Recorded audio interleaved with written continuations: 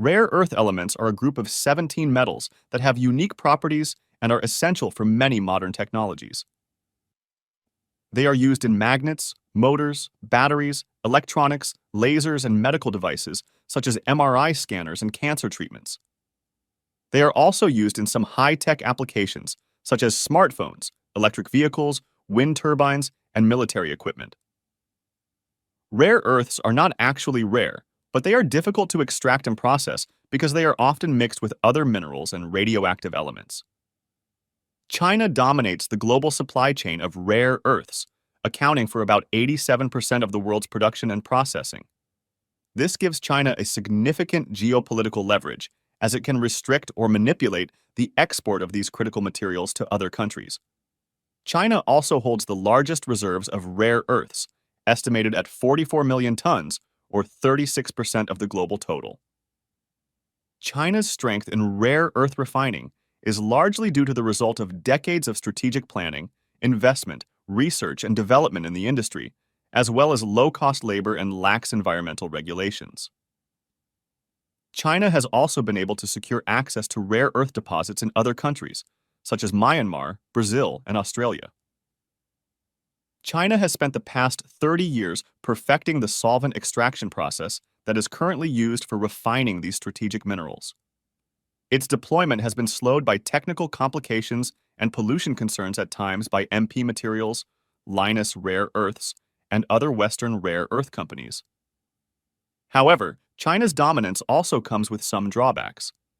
The refining process of rare earths is highly polluting and generates large amounts of radioactive waste.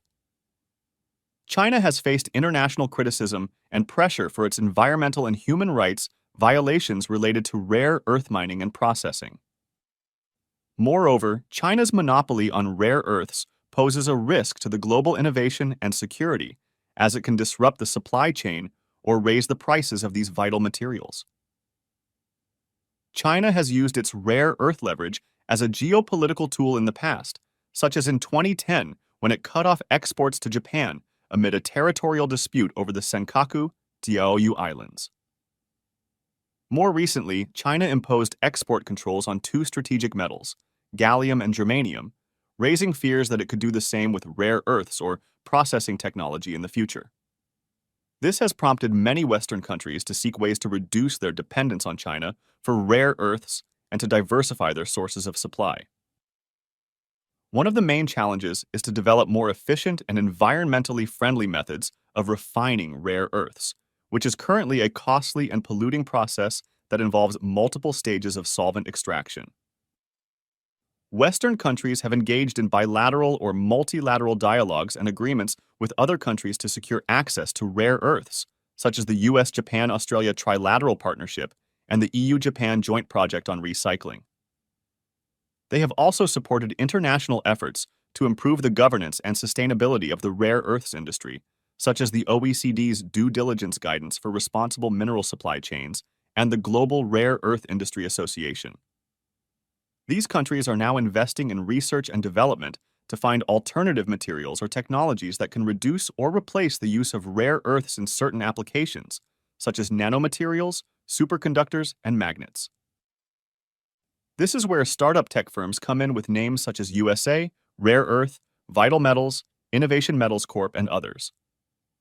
These startups are not only trying to compete with China, but also with established non-Chinese producers. The U.S. Army, for example, funded the construction of a rare earths processing plant as part of an urgent push by Washington to secure domestic supply of the minerals used to make military weapons and electronics. Western companies are racing to transform the way rare earths are refined for the clean energy transition, using innovative technologies such as ion exchange, molecular recognition, and membrane separation. These technologies aim to reduce the use of harmful chemicals and lower energy consumptions, increase recovery rates, and produce higher purity products. They have also encouraged innovation and diversification in their industrial sectors that depend on rare earths, such as developing new products or services that can meet customer needs or create new markets. The rush to develop new refining technologies is good, But industry consultants warn manufacturers not to expect too much and too soon from these nascent technologies, especially given the world's aggressive electrification objectives.